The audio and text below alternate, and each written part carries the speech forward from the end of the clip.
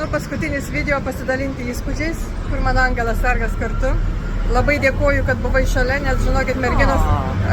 Ir vat, iš karto nusipirkom kažką tai šilto atsigerti, nes jaučiuosi, žinokit, tikrai labai sušalusi. Nežiūrint, kad šiandien labai karšta diena, šilta diena. Kiek?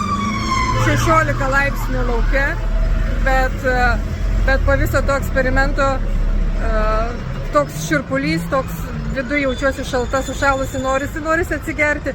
Ir jeigu kas nors norėsit pakartoti tokį eksperimentą, būtinai turėkit draugę šalia. Žinokit, vienam yra be galo sunku su to susitvarkyti. Nežiūrint, kad eini ir atrodo dalini pinigus, bet kai matai šitas akis ir prisilieti prie tos sunkios energijos, pagalba labai reikalinga. Bet kokiu atveju labai džiaugiuosi, kad mes tai padarėm. Lina, aš tau labai dėkinga, kad šiandien pakvietei mane į miestą. Dėkinga gražiam orui, dėkinga saulutei, dėkinga, kad turim už ką save palepinti ir gausos kiekvienam iš mūsų linkiu, kad niekada... Būkime geri, būkime dosnus, būkime turtingi, būkime laimingi, būkime atidūs ir draugiški vienas kitam. Sakau tai, kas eina iš širdies. Aš galiu, atsiprašau, pridėti, kad būdami mes tose savo rūpesčiuose pamirštame, kad tai yra nerūpesčiai. Mes išėję į gatvę pamatėme, kur tikrai yra žmonės turintys rūpesčių.